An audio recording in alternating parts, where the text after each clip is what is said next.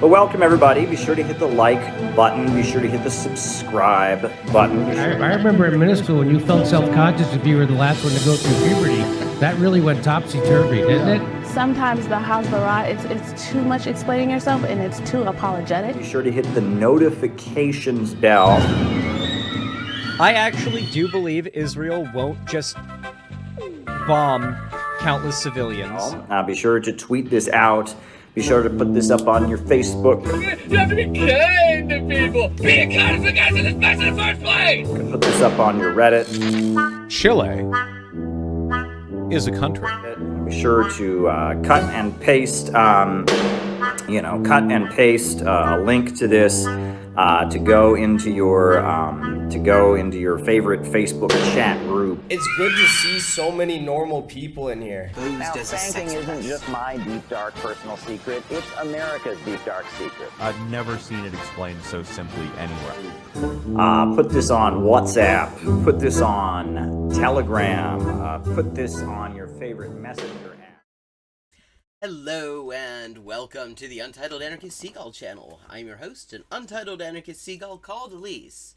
And I really need to work on this lighting because it is doing an amazing job if my goal was to emphasize the fucking rings under my eyes. But that was not actually my goal. It may surprise you to find out. Hello, Erica. How you doing? Since the long time ago that last we met. Let's see.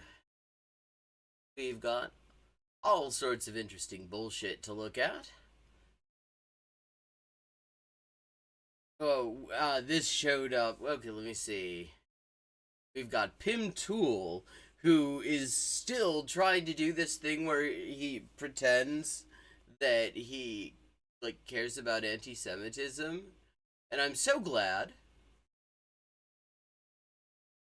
I'm so glad he's doing this because it is really just proving the point that Zionists and big anti-Semites like Tim fucking Pool are best friends forever. So we've got ex-Bush advisor says Kamala rejected Josh Shapiro as VP because he's Jewish. We've got Freddie the Boar on Peak Woke. This, I hadn't heard this name in a very, very long time. But it showed up in my recommendations, and there we are. We've got... Oh god, yes he is. I mean, Weed Lord left him. They had some sort of dispute over funds, but Tim Pool is still there, and he's surrounded himself with, literal neo-Nazis. While he goes, and they must laugh their ass off during, breaks and stuff, while he pretends to care about anti-Semitism. I mean, he's the guy that, when, Ye decided to just start saying just straight up the, blood libel shit, that was where he went with, Nick fucking Fuentes, to do it. And then afterwards, Tim Pool and his Weed Lord substitute, Moon Lord, started talking about how, it was probably good for Jews to hear it. Because they needed to hear the truth and all this shit. And now he's pivoted because, his funding sources sent the memo that now they're supposed to care about anti-Semitism because they can use it to justify genociding Palestinians. Yeah, I kind of remember that. I mean, he's just one of the many pieces of detritus that floated up from fucking Occupy. So many of...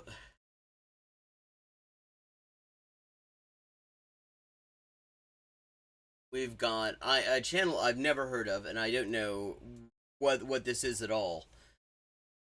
It might be nothing, but it's Understanding Left and Right in Israeli Politics. I think, just judging from the way that the thumbnail is done, that maybe this is about language, but of course... It might possibly be just about the fact that actually there is, to the extent that you could say that there is any kind of left in Israel outside of the Palestinian left, it is so small you could fit them in one room, because most of them are in Berlin and London and New York now because they got the fuck out while they could. We've got Bush on Cenk Uygur has lost his mind. Fuck knows what that's going to be about. Caleb Muppet, lots of debating. That is a 9-hour stream. Obviously, we're not going to get through the whole thing.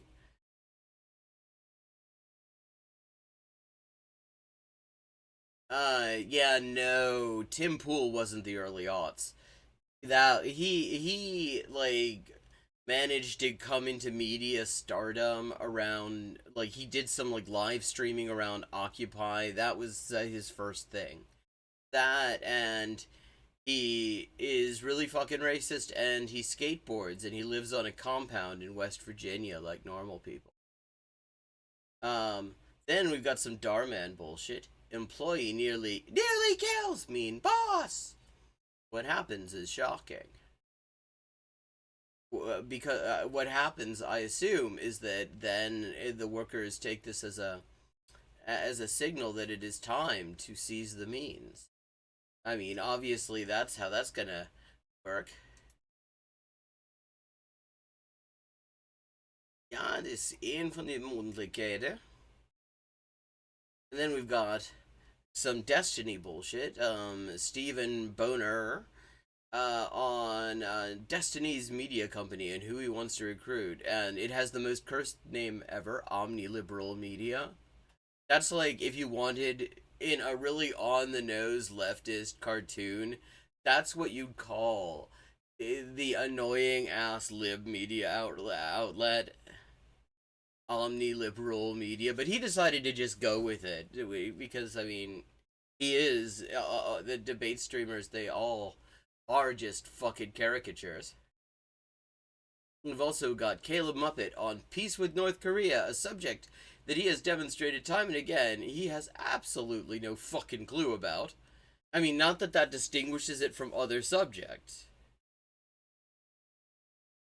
Like, but, I mean, he literally tries to claim that Trump was trying to do the reunification when Trump was actually trying to fuck up bilateral talks and succeeded. I mean, it just, lots of ass showing there. So, we got some options, is what I'm saying. Oh, we've also got Kamala faces protest at rally from anti-Israel group, yells at them. Like, and I have to ask, maybe somebody in chat knows, does the algorithm care about this random capitalization? Is that an actual thing that, like, the algorithm really is really into and increases your reach or something like that? Because everybody seems to do it, and it always looks like shit. And I have to think, I mean... Oh, no, you're thinking Tim Wise. Tim Wise. Yeah, the guy who would go around to campuses, like university administrations who were in the midst of racism scandals, would invite him to their campuses so he could give a talk about about white supremacism and white privilege and shit. And then the administration would say, see, we don't have a racism problem, we have Tim Wise. And Tim Wise was cool with that, even when, cool being used that way, made a lot of money on it, even though, like, the campus groups that were protesting were, like, begging him, demanding he not go because he was totally going to undermine what they were trying to do, and he didn't give a shit. People started calling him out on this, like, on Twitter, and he started going on like, the most just unhinged racist rants about how you wouldn't be able to talk about anti-racism if it weren't for white people. And it's like, well, you think that you want credit for that? Yeah, I mean, I think you'll find that's not wrong. But maybe not, like, what you want to lead with in justifying your undermining of anti-racist activist efforts. Hey, River Rune, good to see you again. Yeah, let's take a look at this. I don't know what the fuck the the junk Uyghur thing is going to be. I mean, he is full of shit. Bush is full of shit, and I do have to. It's a shortish one. And I do have to say one thing that I have noticed in doing all this is that often pitting jabronis against each other often is less thrilling content than it promises to be, because one of them always ends up sounding halfway reasonable. They cancel each other out a lot of the time. Oh, yeah, there's tons of folk wisdom, but it's like the big accounts that are doing it, and it's like, they aren't doing it because it looks good, because, it doesn't even make fucking sense. So, okay, here we go. Bush is going to talk about how somebody else has lost his mind. Like, how does this motherfucker still have a career? He got caught with PDF file material. Cenk endorses Shapiro for VP deranged. What? Okay, here we go. Bush. It's the sound of an institutional toilet with high water pressure flushing. Don't fall for the misinformation campaign. Josh Shapiro's the progressive choice for VP from Cenk. Okay. See, this is what I'm talking about, because Bush is actually about to have an entirely reasonable take, at least initially. Because the idea that Josh Shapiro is the progressive, I've heard precisely one argument for that is convincing, which is that it would leave people with zero illusions about what Kamala Harris stands for.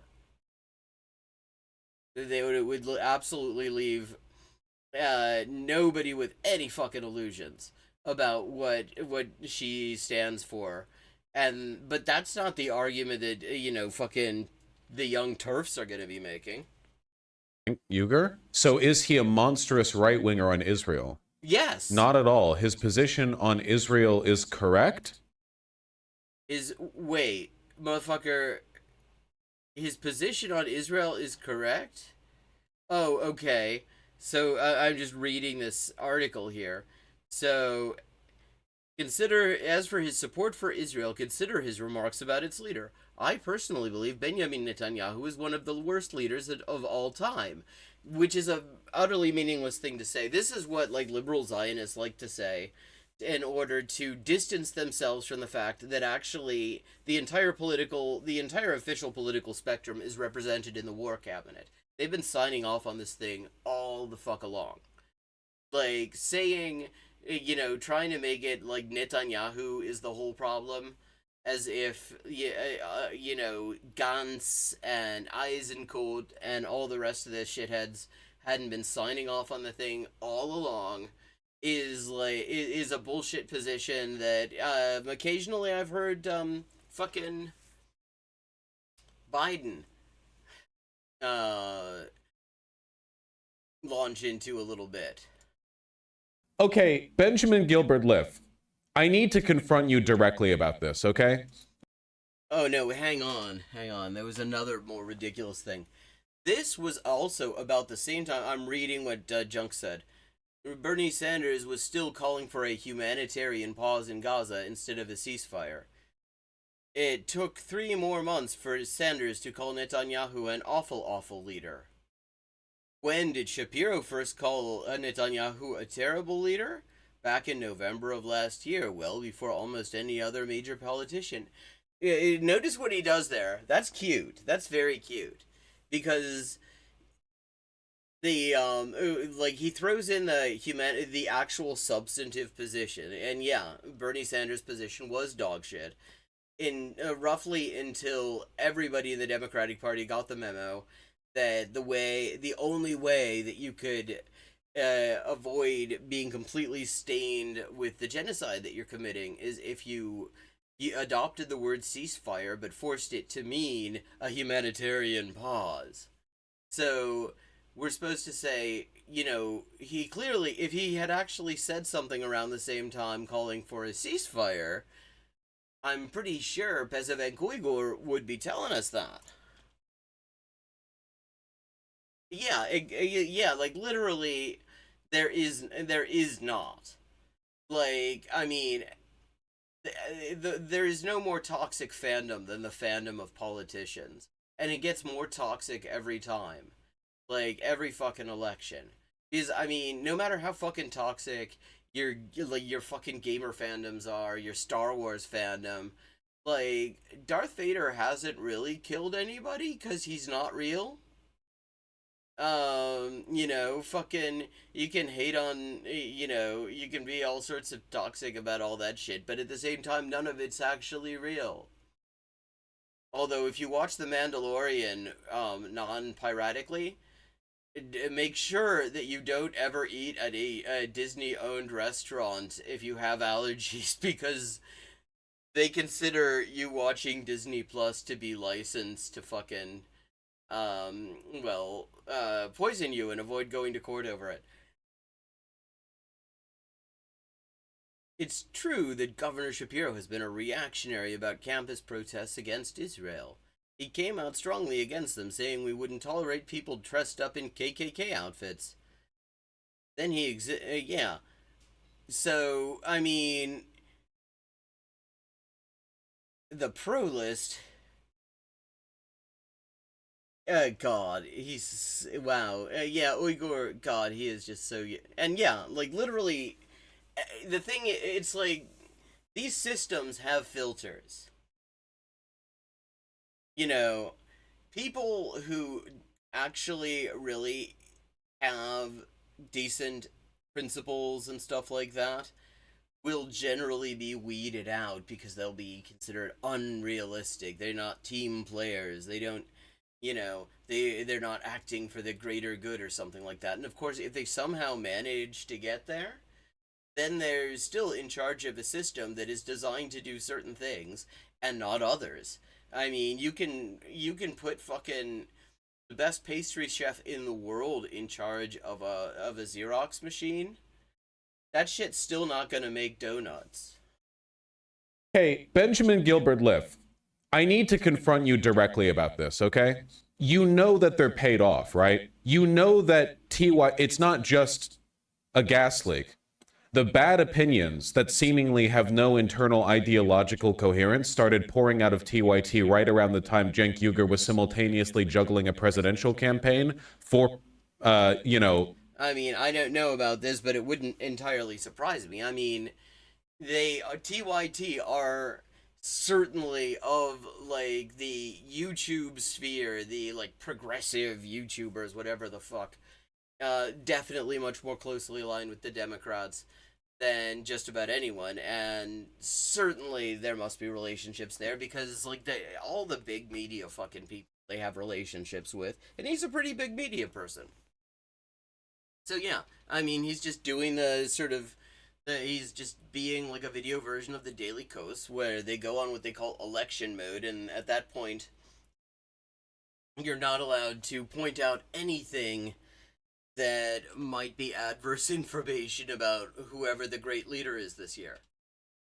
The eyeballs and having money issues. They were talking about this in private talks. There is literally like a direct relationship between, hey, why aren't people listening to us? Where's the money going? And them having an insane turn, holding opinions that are like, how do you simultaneously rep this weird, like, JFK Jr. third party, not campus necessarily, but like anything at any cost progressivism, pseudo pragmatic, The funny thing is, this is also Bush's brand. This is literally also Bush's brand. It's easy to get distracted from this because, like, at the moment, he has, like, better positions on certain things than his former dingleberry, Xanderhole, who has sort of gone adrift and is now just, like, vomiting up Daily Kos articles. But that is basically his thing. I mean, he did this whole thing about how, you remember in 2020, Marx would have gone for Biden, Lenin would have gone for Biden. All these people he's never read would have gone for Biden, and it's like let's assume that's true for a second. This video is from 10 days ago. Let me just make entirely certain about that, but I believe, yeah, 10 days ago. I mean, it was uploaded 10 days ago. Yeah, it was probably streamed before that.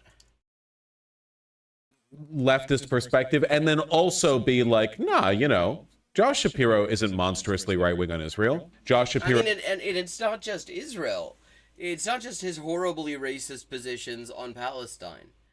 I mean, there's also the bit where there was this case where this woman got stabbed 20 times, and nobody wants to be the one who actually decided to change the ruling and say it was a suicide, not homicide or misadventure. And every single time, like, the victim's family has been trying to get the case reopened for ages because a suicide that involves 20 stabbings, including several to the back, doesn't really wash as far as they're concerned, especially some of the stabbing was post-mortem. But Shapiro's name crops up in all the exact wrong places in that shit. Shapiro literally said Palestinians are too battle-minded to create a peaceful homeland. Yeah. Palestinians will not coexist peacefully. They do not have the capabilities to establish their own homeland and make... I mean, now, he said this in university.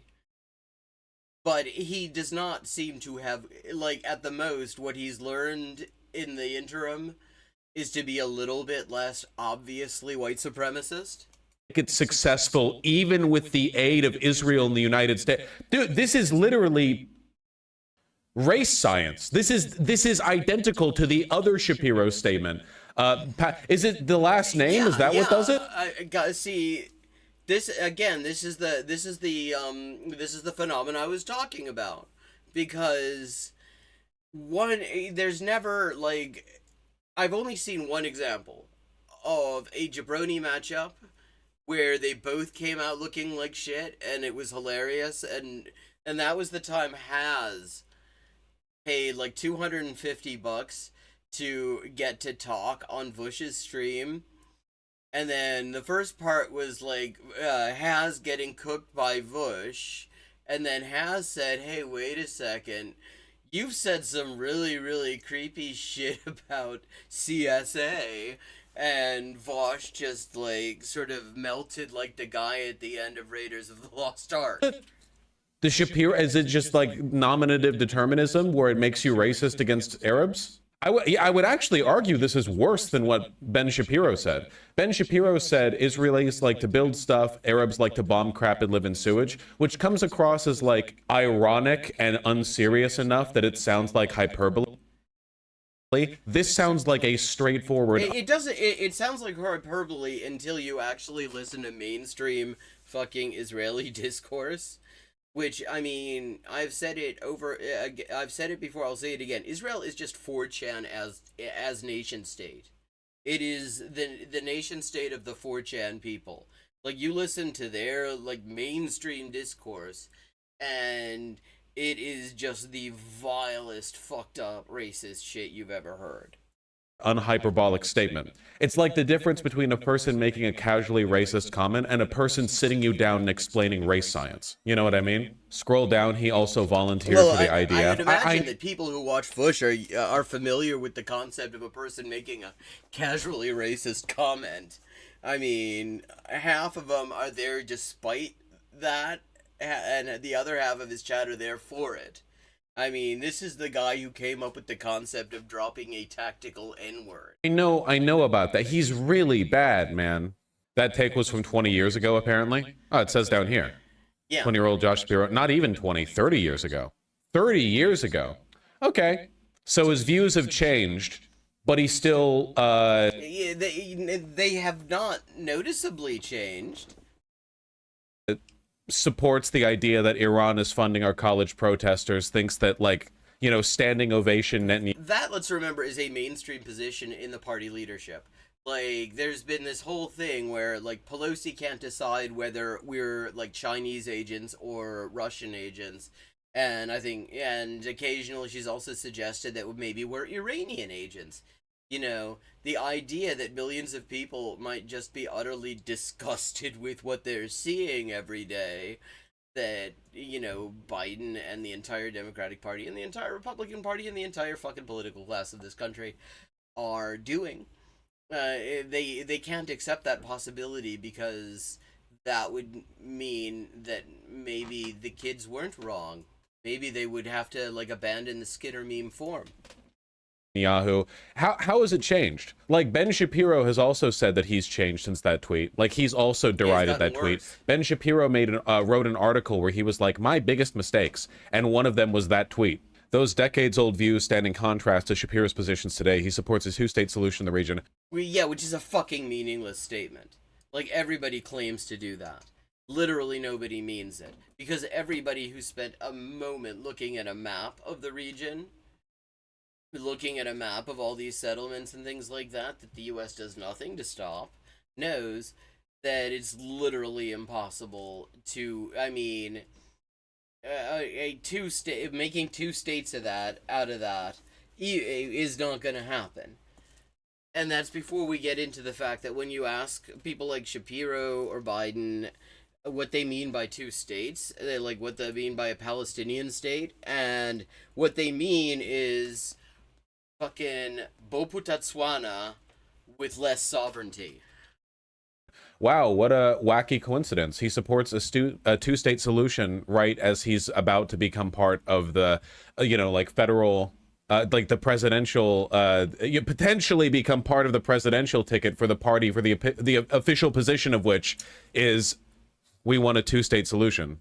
He described the Arab world as fractious and wrote that the then Palestinian leader Yasser Arafat was in danger of being assassinated, quote, by his fellow belligerent Arabs. That's how I like to describe Yasser Arafat. You know, that's the choice of words that I would go for in an article that I'm writing, and I can choose any words in the world, you know? Yasser. Benjamin, money is more likely than brain damage. Like, you realize that basically everyone in the space is a grifter, right? Like, everyone's just trying to pay their rent at the end of the day. My man's got a lot of opinions on the Israeli-Palestinian conflict. Shapiro supported cutting off state ties with entities that engage in boycotts of Israel or of Israeli settlements in the occupied West Bank. Yeah. So even he takes the far, like, even J Street, which is just APAC, but they don't want to seem quite so ghoulish. They're APAC, except they want to seem like they're hip with the kids, you know, because they can't get their minds around the fact that people born after 1970, many of them already have, like, fucking gray hair. They can't actually, they're just that locked in condescension. But, yeah. You know, when you're to the right of J Street on Palestine, then your position is dog shit. I mean, if you're in sync with J Street on Palestine, your position is dog shit. But like, you have to be really shitty to... In 2021, Ben & Jerry's announced that it planned to end sales in Israeli settlements in the West Bank and East Jerusalem while continuing to seek sales in Israel through a different arrangement. Then Attorney General Shapiro reportedly supported calls to unleash Pennsylvania's anti-BDS law on Ben & Jerry's.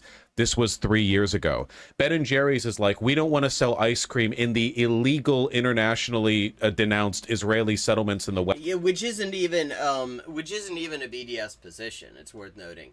That is this nonsense where people act like the settlements are somehow separate from Israel, and that you can meaningfully boycott one without boycotting the other. I mean, it's a bullshit position. It does not work. Because the settlements are totally integrated within Israel. There is no difference. That they're all part of the same economy, and that is the U.S. economy when you get down to it. But yeah, West Bank, where they have legal apartheid, and Josh Shapiro is legal apartheid in the 1948 territories too. Is the thing.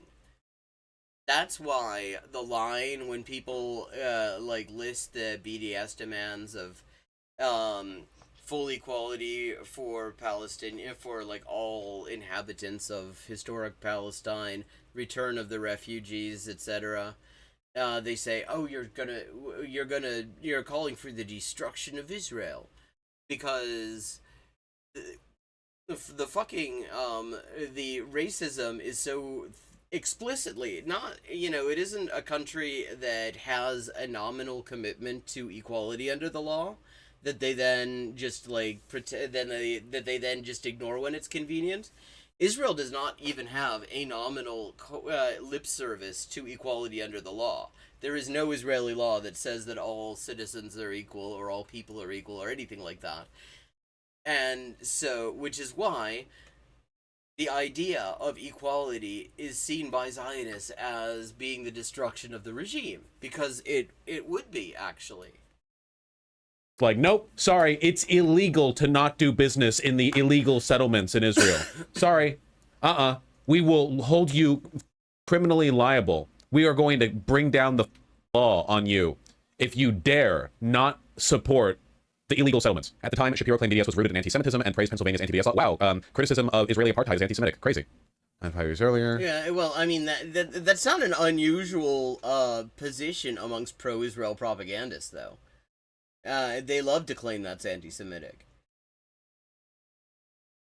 That's a totally mainstream thing. In 2024. Even amongst Zionists who know better than to, like, go full-on race science about Palestinians. As governor, Shapiro pledged to sign a proposed law that would block state funding of colleges and universities engaged in boycott or divestment from Israel. Wow, as recently as this year. He basically just wants to make it illegal to criticize Israel. That's so cool, man. That's great. Benjamin, I'm really sorry, dude. They've been paid off for years. They'll just say what they're paid to say, okay?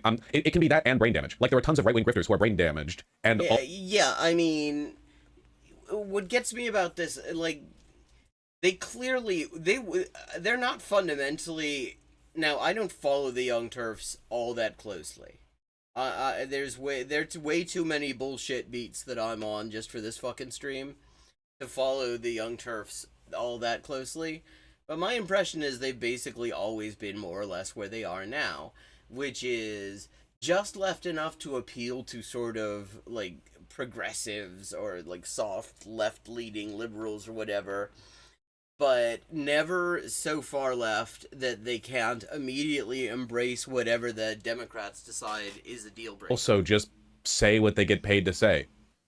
Tucker Carlson has brain damage and gets paid what he's said, says what he's paid to say. Like, come on, Ben, listen, okay? There's a truth you have to accept. I'm the only real one. Now give me another 500. Oh, yeah, but he doesn't like you to answer a real what?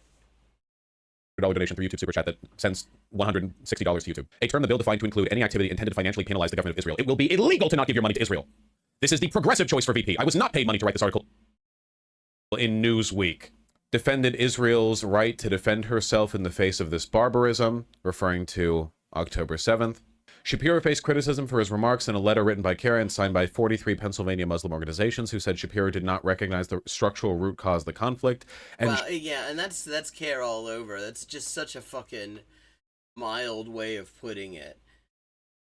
Intentionally, the civilian loss of life, like chose to intentionally ignore the civilian loss of life in Gaza. In an interview, Shapiro agreed that the Palestinian population is distinct from Hamas. Oh, that's nice. He doesn't think they're all Hamas. That's so great. There are so many peace... And here's a thing. This slips by a lot of the time when people are talking about, like, Hamas. Because people, like, equate Hamas to the Qassam brigades, which is their armed wing. They're the people who are blowing up the Merkava tanks and put all that beautiful red triangle footage, and taking out the snipers who have never ever been told what cover is or why you should not stick your head out the window like a fucking golden retriever on a road trip. But Hamas is a political party made up overwhelmingly of just ordinary fucking people. I mean, so when you talk about eradicating Hamas, that's as if, like, Margaret Thatcher were to talk about eradicating Sinn Féin rather than, like, beating the IRA. Like, I mean, which, to my knowledge, and I've read quite a bit, she said some deeply horrifying shit, but she never actually suggested, not openly suggested that her goal was to kill everybody who supported provisional Sinn Féin. It was always specifically the IRA. Of course, under the table, she was murdering a whole lot of people who were in some way suspected of being politically associated with Sinn Féin. But the official position was to distinguish between Sinn Féin and the IRA. But here, Hamas and the Qassam brigades, there's no distinction being made. Even though the Qassam brigades are a very, they also, not only are they an organizational separately, they're physically separated. Like, literally, they live literally underground. Loving Arabs and peace-loving people in that region, no question. Weird thing to say. The kind of thing that you would say if you're subscribed to the essentialist mantra of there are evil Arabs and there are good Arabs. Benjamin Gilbert Liff says, apparently without a hint of irony, Cenk has looked in the eye and said he's not paid off. If he's willing to lie to someone to their face like that, I don't know. It's just not... Like, this is such a pointless line of discussion. Because the thing is, for the most part, you don't need to pay somebody off to get them to, like, express certain views. It's just that the people who don't express those views never get a chance to have that kind of a platform in the first place. That's how that usually works. Ik weet niet, ik hoop dit gaat niet zo raak niet, maar wie weet, de opgefokte situatie. The vibe I get, but I'm 24, maybe I'm naive and loyal. I have no response to that. I wish I had... He should say that more often.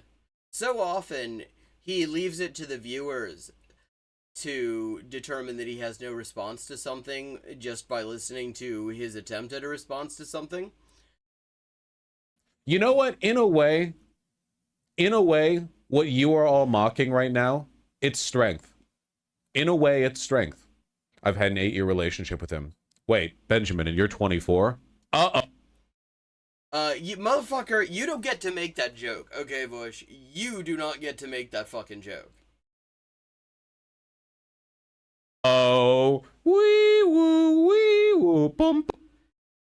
Like, remember, this is 10 days ago. This is after we found out that he isn't just, like, suspected fucking nonce, but a definite one. And he's gonna make that fucking joke? Like... Bum, bum, bum, bum, bum, bum. Bum, bum, bum. Shh, boom, boom. You heard it here first, folks. Not that kind, Lamau. It's too late! Clip it and ship it. All right.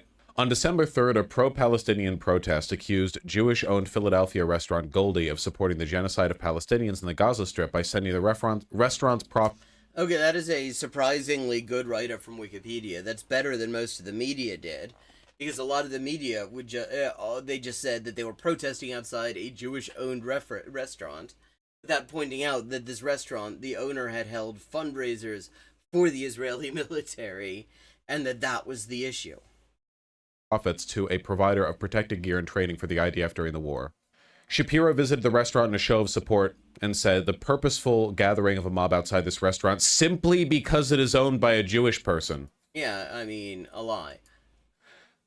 What a piece of shit, man.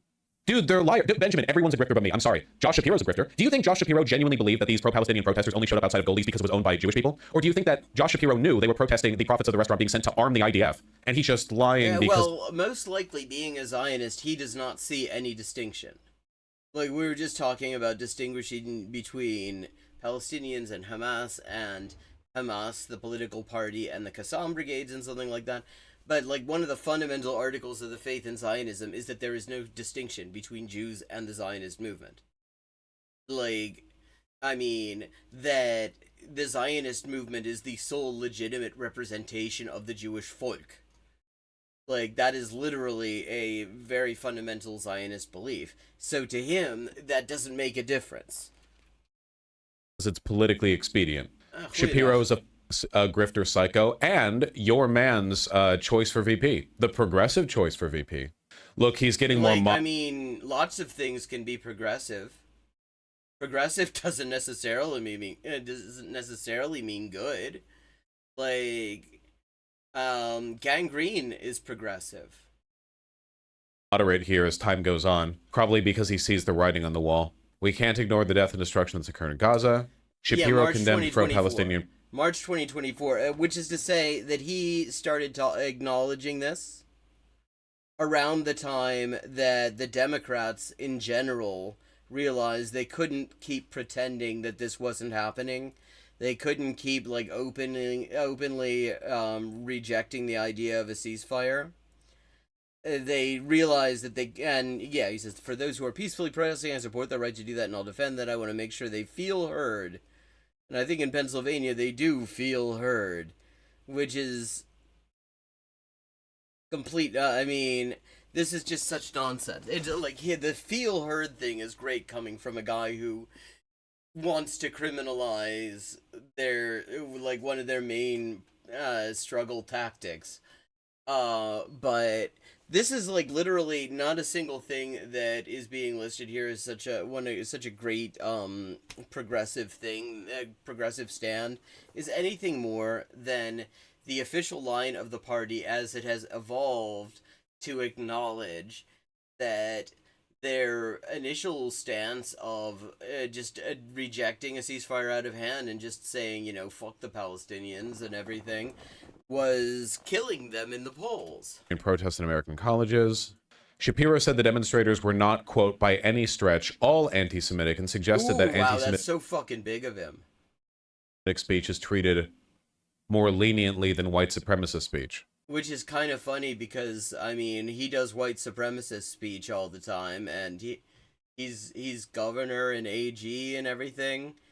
That sounds like white supremacist speech is probably the one that is treated In regards to students being blocked from going to campus just because they're Jewish, Shapiro compared such which is literally, there's no evidence of that ever happening. an act to the Ku Klux Klan. He called for a police crackdown on the pro-Palestinian encampment at the University of Penn. Well, that was cool. So why does Cenk think he's good? Wall Street... Because the Democrats... I mean, the wild thing is that the Democrats already realized that Shapiro was dog shit and dropped him. But Cenk Uygur wrote this and now it is just out there. I mean, this is just there. He just sort of died on the hill of supporting somebody that the Democrats themselves decided that banks make an intense amount of money by running the pension funds in many different states. They view the state employees who run those funds as suckers and charge exorbitant fees for mediocre results. Shapiro put an end to that when he was chairman of the Montgomery County Board of Commissioners. Oh, wow. He put an end to Wall Street. That's why we don't have Wall Street anymore. Shapiro ended capitalism, apparently. Going all the way back? Dude, he was paid to write this. Oh, yeah, I sincerely believe Josh Shapiro is the progressive choice for VP. I'm See, why did... maybe, but I don't like to... I feel like when you cheapen that when you don't have actual evidence that that's the case. And this is not out of character at all for Uygur. This is not out of character for the Young Turks. Like, they will take reactionary dogshit positions if those are the, deal-breaker positions of the Democratic Party. We've seen them do it on trans people. We've seen them do it on, police terror. We've seen them do it on a lot of things. This is just what he always does. I don't think he needed to be specifically paid off to write one piece in fucking Newsweek. Citing information gathered from when he was the chairman of the County Board of Commissioners in Montgomery. I'm definitely not just reading off a list of pointers that I was given by somebody who paid me $12,000 to write this article. Jesus Christ. He took on predatory lenders when he was AG of Pennsylvania. This is how... Wait. What? Notice, took on is such an interesting word. It doesn't mean he did anything about them. Listen to these two sentences here. Tell me if you feel something's missing, chat. He also took on predatory lenders when he was Attorney General of Pennsylvania. Those lenders were the subsidiary of an enormous private equity company, Warburg Pincus. Like, it's like the plot is missing. Like, there's a third sentence where we find out what they did, what he did about it, and what the result was, and nothing. How I talk when I have a sincere contrary point that I want to make. I now understand why you don't accept money from people to do what you do. It's a poison, dude. It's insane. Remember, the real progressive causes are not the ones that pay out well. If you're genuinely on the progressive side of things, if you're like oppositional to the, I don't know, liberal Democrat side, there's no money for you there unless you become a campus and you start getting that, like, you know, Russian, you know, you kind of get the back channel. I like how he assumes that anyone, yeah, this is, I mean, first of all, it's so cute that he's adopted the word campism without actually knowing what it means. Because, like, when he talks about geopolitics, he is a campist. He just happens to be a pro-US campist. Like, I mean, his whole justification for why the US had to start a war against Yemen in order to stop the sanctions against Israeli shipping, you know, rather than just stopping the genocide, which was what Yemen had said would be the condition for putting an end to the sanctions. He did this whole thing. He sounded like some sort of like foreign and colonial office bureaucrat from the 19th century, talking about the importance of international maritime trade, even if it does mean you have to kill a few million people in order to keep it going. Dollars, but that's not progressive, mind you. So that's like fake progressive or crowdfunding. That's it, you know? Past that point, like the real money, to get the money, you have to stand one of two groups, okay? You have to stand corporations or nation states. That's it. That's where money comes from. If you're not doing that, you're getting individual donations, which is what I get. And I'm not pretending that I don't make plenty of money doing it. Of course I do. I'm only saying that, like... Well, and the thing is, he stands nation states. He stands the U.S. for the most part. When the U.S. is in conflict with somebody else, he tends to be on the U.S. side of things. He also stands the shit out of Democrats for the most part, although in this case, you know, it's like better than expected. If you want real money, it's nation states and it's corporations. And ideally, a leftist will defend neither. That's why top leftist commentators are streamers, not news pundits. Yes, that is literally true. That's so... Wait, how are we defining top in that? Because, like, if top means most earnings, that, you know, most income, then maybe there's a point there. But if we mean top in terms of quality, in terms of, like, an ideological stance that isn't complete dog shit, then no. And in fact, like, I mean, like, within the, I'm not gonna say there are no leftist streamers under my definition, but there aren't really any big ones. Like, the closest, I mean, like, Hassan comes the closest of any of them. He's, though he's actually kind of more of a sockdem. But you look at, like, really, you know, revolutionary leftist streamers who are, like, primarily streamers. Well, no, you got the serfs. I mean, I guess they count. They count. They are streaming primarily. But they also do, like, sort of news punditry and shit, too. You can find a ton of pundits and grifters on the right wing and on the liberal side, but on the left, like the left, all of a sudden it's just YouTubers and live streamers. Why? Because the only place they can get their money from is donations. Regular people. Why can't there be an... Oh, he means pundits in the sense of people who are actually paid by some network, you know, actually on some kind of salary, as opposed to, like, Patreon or something like that. Okay, yeah, I can see that. Other angles? God, every day I ask myself this. If I didn't tell you who was behind that move, you might have guessed the politician I was describing was Elizabeth Warren or Bernie Sanders. Don't put You didn't even tell us what the fucking move was. You just said he took on some predatory lenders, didn't say what actually taking them on entailed.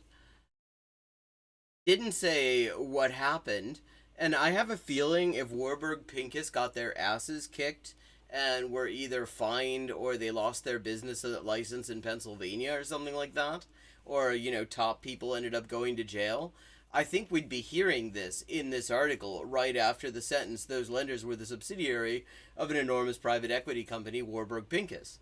The fact that there isn't that suggests that there wasn't that. Names in the same sentence, you traitor. Also, seriously, taking on predatory lenders? That taking on predatory lenders isn't exactly like an extreme far left ultra partisan cause that I will say that doing that, like genuinely doing that, I mean, that is a huge industry. Like legit loan sharking, like so-called payday lenders and them, that is a huge industry, and they are very well represented amongst, you know, they have a good lobby. So, like, actually really shutting them down, applying existing usury laws. Like, in Ohio, we have a criminal usury law that sets it, I think it's like 25% APR. Anything above that counts as usury. But it's never actually applied. Like, payday lenders get away with way higher interest rates than that, and nothing happens to them. Like, so somebody actually doing something about that, I wouldn't call it a radical position, but it would be certainly way to the left of the way government is mostly done in the U.S. only hyper-communists would engage in. Like, the entire history of finance law has been taking on predatory lenders. Like that, like mainstream, yeah, like Mostly Jesus it's Christ. been finding You would ways have to guessed that legalize because you can predatory count on lending. one hand the number of Democrats willing to take on giant corporate power and companies that could be potential donors. Yeah, you can count it on one hand, and you don't even actually use up any fingers, actually. Like, I mean, this is wild, because this is his argument. Yeah, he's genocidal, white supremacist asshole. He's dog shit on Palestine. But look at what he did with, you know, with like he took on the corporation. With what result? We don't know, but he took on the corporation. He took on a corporation, well, a subsidiary of one. And yeah, this is his case. And the thing is, the guy was only in the running for the nomination for like a week and a half, during which time plenty of people just as like captive to the Democratic Party as the Young Turfs were saying, no, you can't, you know, Shapiro's dog shit, yeah, he would be a horrible choice. But Uyghur's here to give the position, try to make him out to be a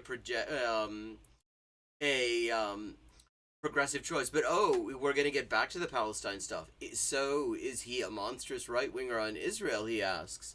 So he's about to explain how he's not a monstrous right winger, and we're about to find out what Cenk Uygur means by the term.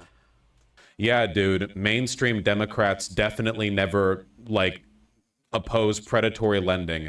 That's true. The only communists push for anti-predatory lending laws. That's so true. That's so correct. In fact, I'm worried about writing this editorial for fear of tipping off the okay, yes, that derision is entirely warranted.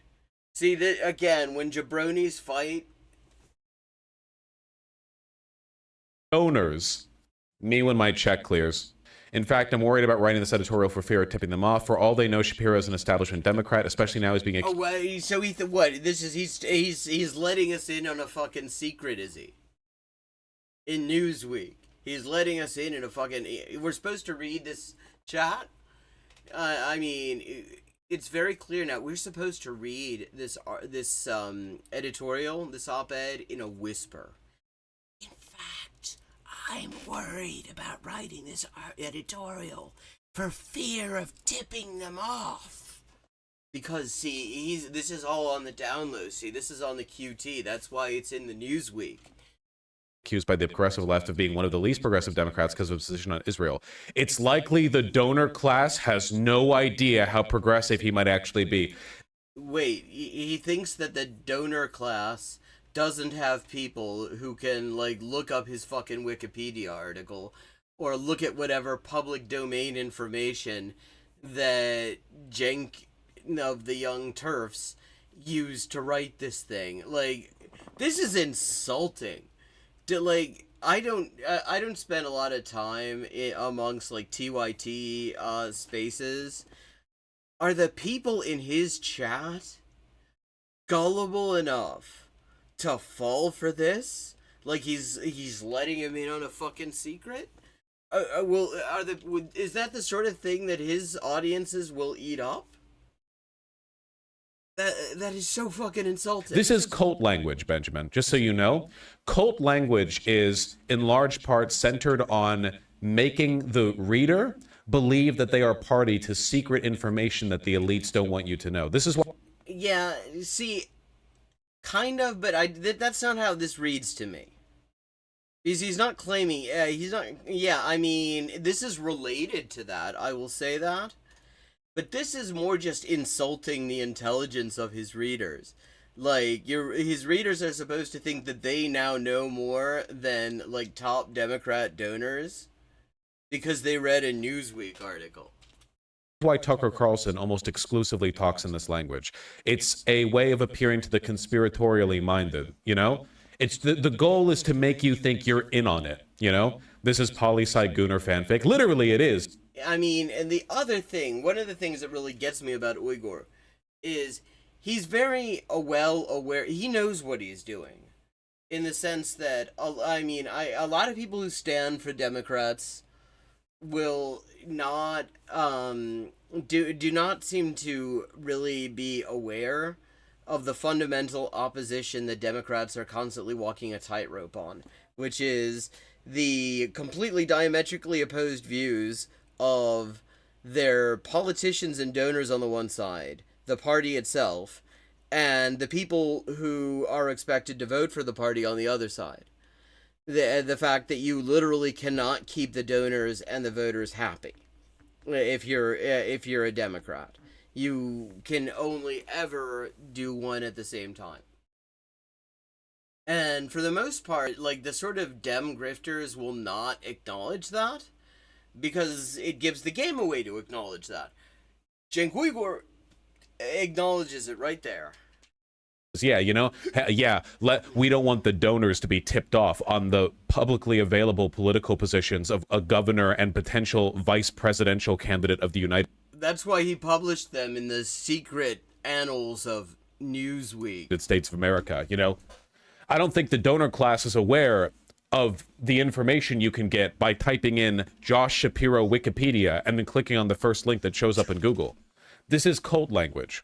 And this is, by the way, something I pride myself on. I genuinely try to avoid this language whenever possible. For the most part... oh, wow. I mean, here we go. Here we go. I believe that you can arrive at very well-reasoned, sound political positions by engaging in analysis that is straightforward and nearly universally applicable. Why don't you do that then? I mean, see, he says things like that, then this is what kind of gets people in there, because I think the average Bush viewer, the average viewer of a lot of these debate ghouls, is they want to think that they are cleverer than everybody else. You know, they're the nuance bro type people. The well actually fuckers. But the thing is, so when he says something like that, you know, people in his chat almost certainly are patting themselves on the back. You see, they understand. They understand. But the thing is, they don't, you know, the minute fucking Vosh talks about something for more than 5 minutes off the cuff, it's very clear he only knows about it from, like, skimming Wikipedia. This is why I'm a big proponent of Marxism, not just like as a social group, but as a I don't like to use the term science because I don't believe that it is, but it does sound cool when I say it's a dialectical science, so that's what I'm going to say. Which is great because he doesn't know what any of those things are. Because it's a methodology for approaching issues like this, you know? Critical theory. Yeah, it's a social science, certainly. A dialectical social science. I don't like to engage in this kind of conspiratorial language because I think the answers to these questions are generally pretty straightforward and easy to understand, you know? Why do people do what they do? Because of class interest, because of material conditions. Well, let's break it down, you know? Which is interesting that he says that, because that kind of explains a whole lot about the positions that fucking Bush takes. Material conditions, class interest, and the fact that he doesn't really know a whole lot about anything. I don't try to frame this as like secret knowledge. I think everyone should have it. I don't think that you're like operating in the periphery of social knowledge. I don't think you're like unearthing secrets, the likes of which the world has never seen. I just don't like fronting it that way. See, I don't think that this is... I mean, this is definitely cult adjacent, what he's talking about here. But it just not... that isn't the vibe I get from it. It's more that he realizes that he has to say something like this, because all he's done is, like, regurgitate Josh Shapiro campaign talking points. That's all he's done. And anyone reading this will kind of get that feeling from it, because, like, even this language, he took on predatory lenders. Like, you know, that doesn't mean anything, though. That literally doesn't mean anything. Take on can also mean to hire. Okay. To invite somebody to recruit them.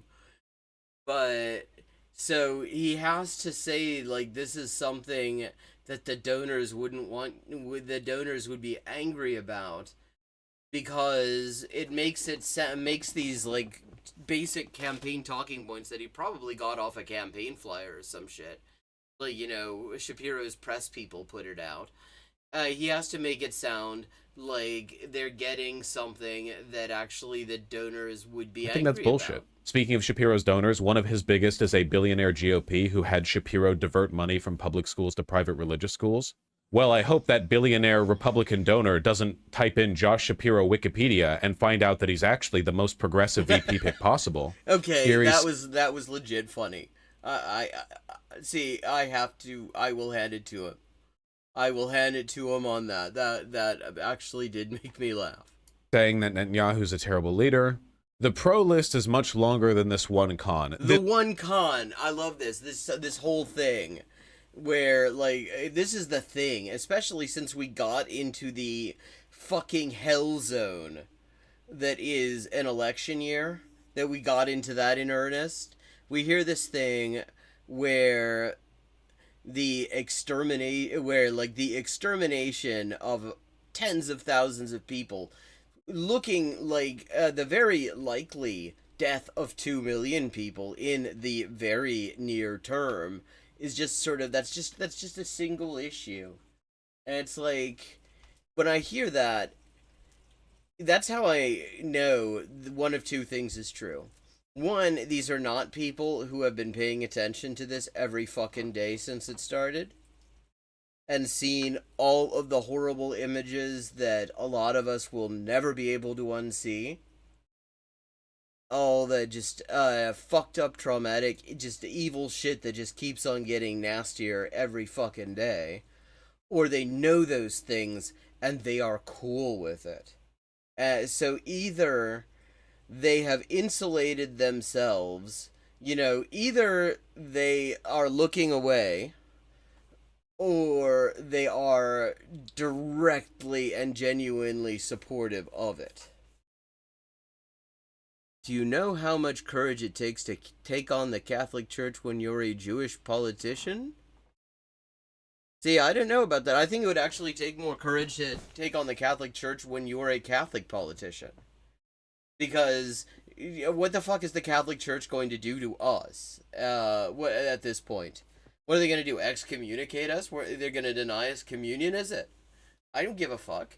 Oh, yeah, refuse to take my confession. I was going to lawyer up anyway. Like, I mean, the people who I would think would take some courage, like, you know, Sinead O'Connor, getting into a lot of Irish things just sort of randomly. What she did took a hell of a lot of courage, because, again, Irish embedded it within a social structure in which the Catholic Church had real power, could really fuck up your life in all sorts of ways, where, like, coming out against that could actually hurt you. doing it as a Jewish politician, I don't think actually would take as much courage, because there's not, I mean, they're not going to do the Inquisition again. You know, they kind of got out of that business for the moment. I mean, they even stopped owning, a Catholic Church actually stopped owning slaves in 1996. Like they've been 100% free for like almost 30 years now. So, you know, they're like very slowly entering the moral universe that a lot of us got into sometime around the mid-19th century. But I mean, like, if anyone is courageous taking on the Catholic Church, it's people who actually have something to lose because they're within, you know, that social structure. This one con, he's referring to all of his positions on Israel. Governor Shapiro also busted the pedophiles inside the Catholic Church. Do you know how much courage it takes to... Well, okay, this is where, I mean, you can see Bush is like, yeah, he's really well made up, because you can't even see the sweat on his forehead.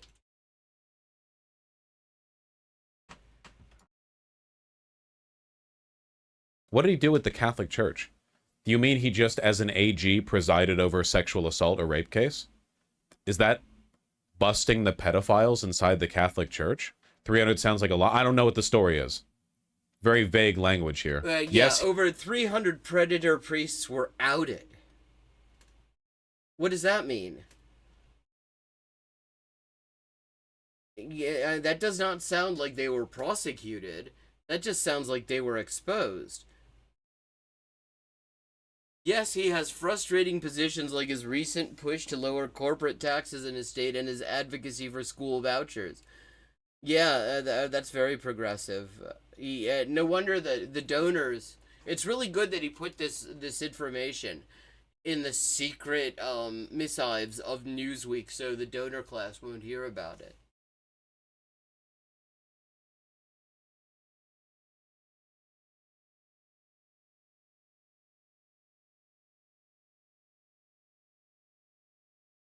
He has frustrating positions like his recent push to lower corporate tax.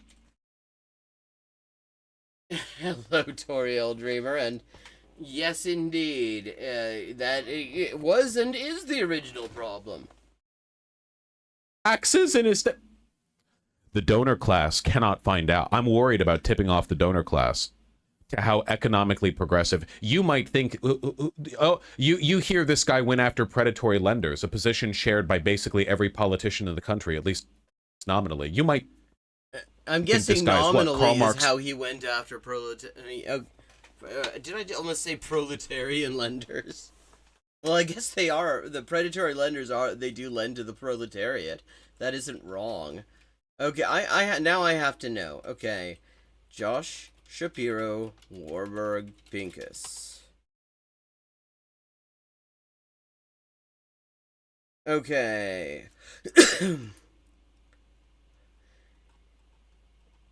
Shapiro leads multi-state... Okay, let me drop this link in chat. You can see what I'm talking about. Okay, so it was a lawsuit, not a criminal prosecution, which as AG he could do. Multi-state predatory lending lawsuit. Okay, the suit alleges that Mariner Finance charged Pennsylvanian customers $19.5 million for products that the consumers didn't agree to buy or didn't know they purchased, or add-ons. That isn't even predatory lending, it's worth noting. That's just fraud. That's just fraudulent charges.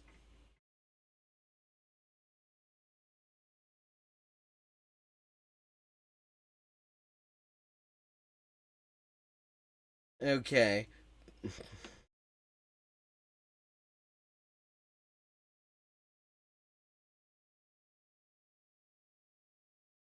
Okay, the third Google result is Cenk Uygur's article that Vush is reading here.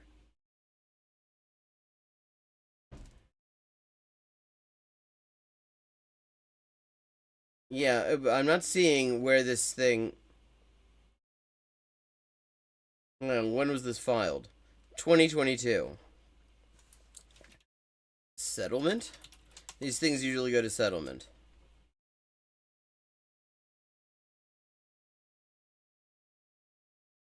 Yeah, okay. Oh, no. I look up settlement, Shapiro, Warburg, Pincus, and what I get is I clicked on this not realizing what I was looking at. Pennsylvania Governor's Office settles for $295,000 a former staffer's claim that a senior aide harassed her.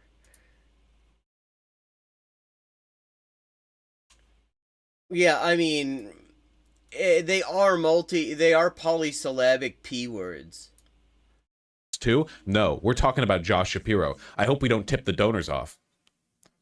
The donors probably are aware for his continuous push to lower corporate taxes. So, you don't get it? The donor class wants to pay more taxes?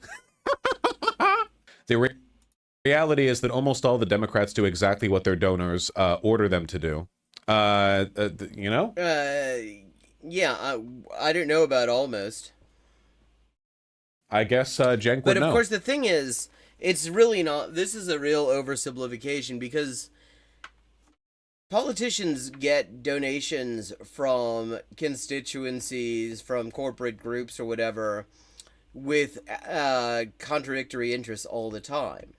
I mean, that is why, you know, there's that James Connolly quote that that governments in capitalism are just an executive board that resolves the conflicts within the capitalist class or whatever. I mean, so it isn't as simple as donors order them to do something, they do it, because you might, for example, like to give an example, like say you got donations from like real estate developers who have interests in, say, beachfront property, and you have a bunch of money from oil and gas. Well, those two may have very much adverse interests sometimes, since sometimes you want to do an offshore development in the same place somebody might want to develop some beachfront property for rich people to live in. He knows exactly what that's like. So when I see someone who has defied the donors several times to help the average voter, I'm a little shocked. Jesus God. I just want to know how much he was paid for this. How much does it pay? How much does it pay to, like, sell your soul? I don't think that he sold it. I think that he's just putting it on display. Compared to, like, one TTS stream, is what I'm wondering. How far will I have to get into Shadow of the Erdtree? Does this even sound convincing to people? This isn't meant to sound convincing to people. He typed this up in 30 minutes because he was paid to do it, you know? Have you ever seen a Raid Shadow Legends sponsored segment? You know how YouTubers have to disclose if they're doing a sponsored segment? Newsweek op-ed writers don't. Raid is made by an Israeli company? Huh. Is Raid Shadow Legends any good? No.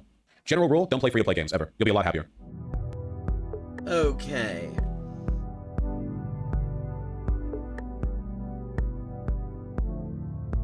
We have 16 minutes to go tonight.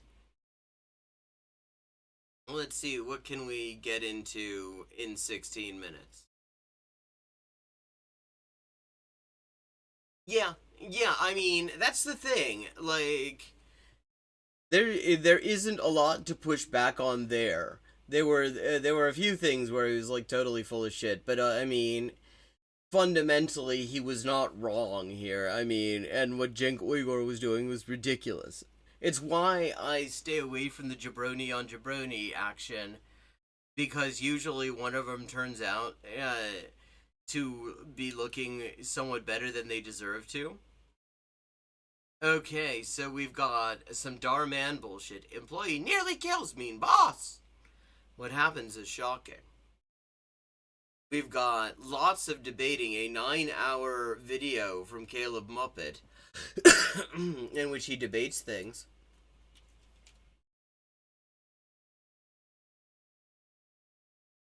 We've got some Tim Pool and his Beanie Babies. Any of those things sound good? What do you think, chat? I really need to work on this lighting. You probably know something. You probably know something about lighting, I would imagine, and the sort of work that you do, Toriel Dreamer. What am I doing wrong that is causing the lighting to give me fucking eye rings like the Beagle Boy? Like, clearly the angle is wrong. The color isn't bad. The color isn't bad, but like, it is really emphasizing this area, which I really don't want to do. Fuck it, we're gonna look at another example of. Yes, I was thinking that was the problem of lighting from below. Let's wind down with some Darman bullshit tonight. We're gonna see some more Darman workplace comedy.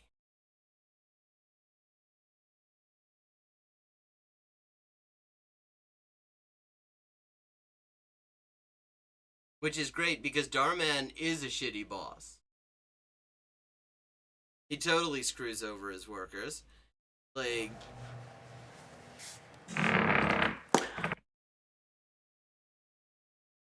what did I just hear? That's a hell. The cupcakes aren't in the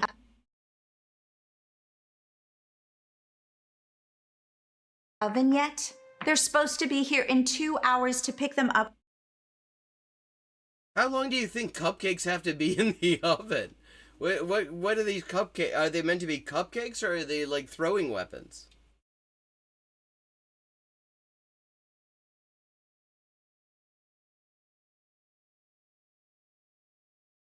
For the New Year's Eve event. What is taking you so long? Sorry, I just got off break. I was just finishing up something. I'll go put them in now. Don't you want them to be fucking fresh? Finishing up what? Wait. This does not look work related to me. Why is the break room covered in flour? Oh, it's not. It's Jenny's New Year's resolutions. Let's see. Lose 5 pounds. Go on a cruise. Yeah, how's she gonna go on a cruise? She's working this fucking job. Is she gonna stow away? Is stowing away on cruise ships a thing? Start a baking business. This is like the second time he's done one of these where person working for asshole baker starts baking business. Except the last time the person formerly working for the asshole baker managed to make a go of their baking business because of the homosexual agenda. Like, he just sort of, all the employees who took a powder, that good, yes. You're cute. You start a business. Wow. How are you going to do that? You haven't got any capital. What are you gonna do? Magic surplus value? I don't get what's so funny about that. And this is where she whips out volume 1 of Capital. You've taught me a lot, and I feel ready. Oh, really? You really think you have what it kind of takes bakery to start? is it? Like, I mean, there's no mixers. Like, this does not look like a bakery kitchen. A company? You're barely old enough to drive a car. A lot of people my age have their own business. Oh, no, I highly doubt that. You know, it took me 10 years to get this bakery up and running. It doesn't look like it's running, though. Like, literally nothing is happening. And I was 27 when I started. Well, just... We're to believe she's 37 now. Let me ask you something. Do you know how many bakeries there are in this town? Just I don't either. yours? Exactly. Well, that sounds like a pretty good starting point. If it's just the one, I mean, you can't exactly say the market is saturated.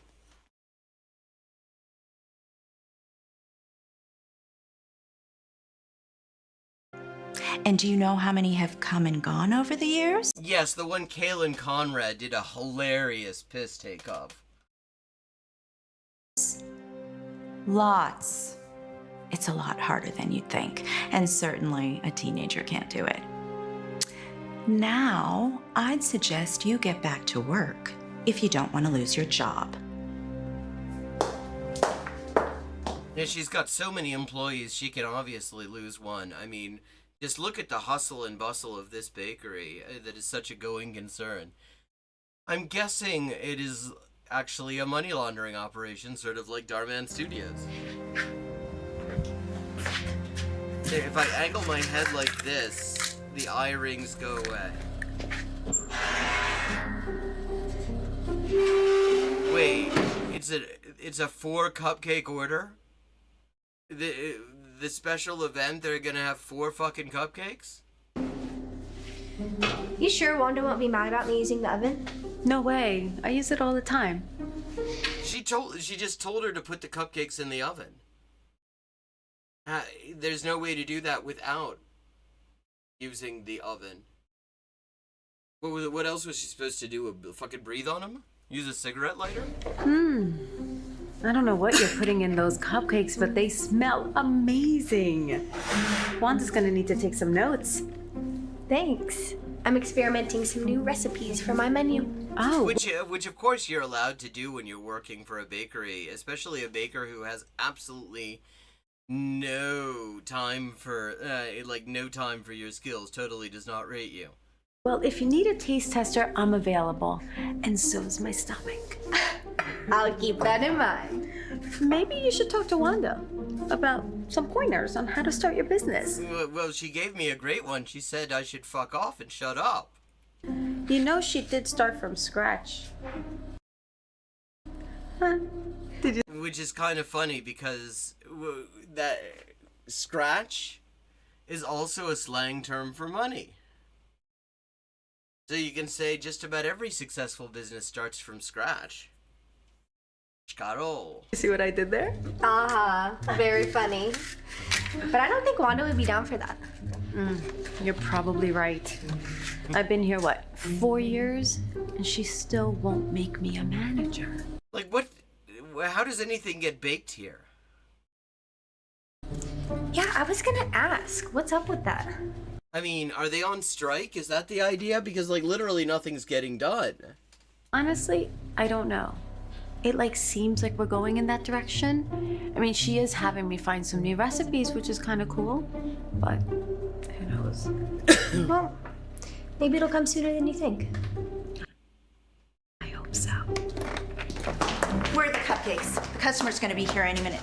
Don't tell me they're still in the oven. Nope, they're right here ready to go. Then why is the oven still on? Whose are these? They're mine. I was experimenting with some new recipes for my new menu. Oh, you're using my equipment to test out your own recipes? I was told that you let people use the oven, so I thought I'd give it a try. Yeah, since being a bakery, the oven would be on anyway, so it's not... My kitchen is not. Yeah, a manager of a 3-person bakery where nobody seems to be doing much actual work. Maybe it's the lucrative money laundering business.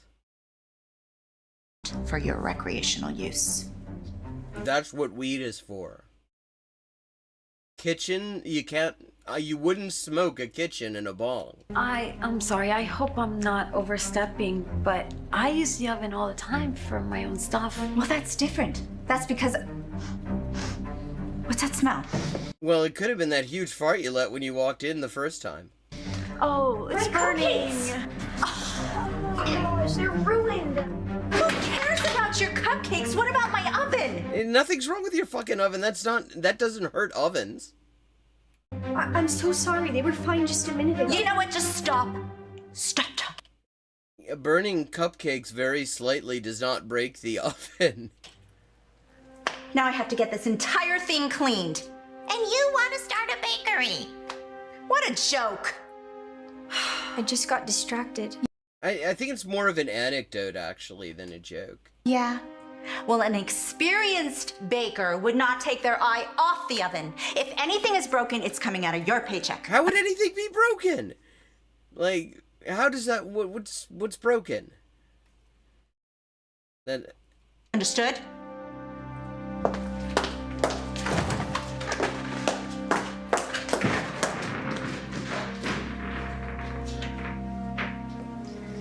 I'm really sorry about your cupcakes. It's all right. Maybe Wanda's right. Wanda is a fish. Maybe I'm not ready to start my own business. What? Because you burnt some cupcakes? No, because I have no capital. Come on, girl. What? Why is the bakery got a bunch of Whole Foods toasted O's, pasta sauce, and fucking Campbell's soup? Don't let Wanda scare you. Every baker burns things from time to time. It's part of the territory. Have you ever burned anything? Yeah, my last employer's place, after they talked to me like Wanda does. Why do you think I keep a fire extinguisher here? And I keep the fire department on speed dial. Yeah, because it takes precious time to dial 911. But seriously, you'll be all right. And Wanda, she'll forget about it. So I take it you don't want a taste test? Girl, you clearly don't know me at all. Burnt cupcake is my absolute favorite. Yeah. First of all, also that's not how burning baked goods works. There is a stage between done and burnt. If you're cooking, if your doneness condition for your fucking baked goods is almost burnt, then you need to work on it. Like, I do a fair bit of baking. I make very good pizza in particular. I bake bread too. And that's not how that works. Like, there is done. There is progressively not, overdone, because it starts losing moisture and it becomes harder and crappy, and you break dental work on it. And then it burns. Things don't burn like 2 minutes in. Yeah, the cupcakes, they did go bang. What the fuck was that even? Happy birthday. Happy birthday to you. Happy birthday. Happy birthday. Happy birthday to you. Yeah, because he doesn't want to pay the copyright on the actual birthday song. Yeah! Thanks, guys. This is so nice. And the cake looks amazing.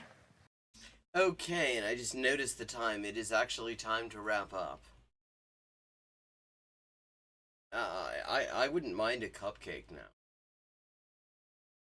Actually. Not that there is one around here. Not that I feel like baking at the moment. It's a bit late for that. But let me just say, thank you for everybody who joined in. I hope you enjoyed the stream. Yeah, Darman is like, it's like a movie where a really, really lonely and sad kid wishes on a star that ChatGPT would be a real guy and teach him how to make movies. And Darman is just ChatGPT with legs. Okay, but it's time for me to wrap up. Thanks for everyone, to everyone who joined in. I'm always happy to see you. Hope you enjoyed it. I will be back tomorrow at 11:30 p.m. U.S. Eastern Time. And don't wish on Wishcom. Damn right. And I look forward to seeing you then.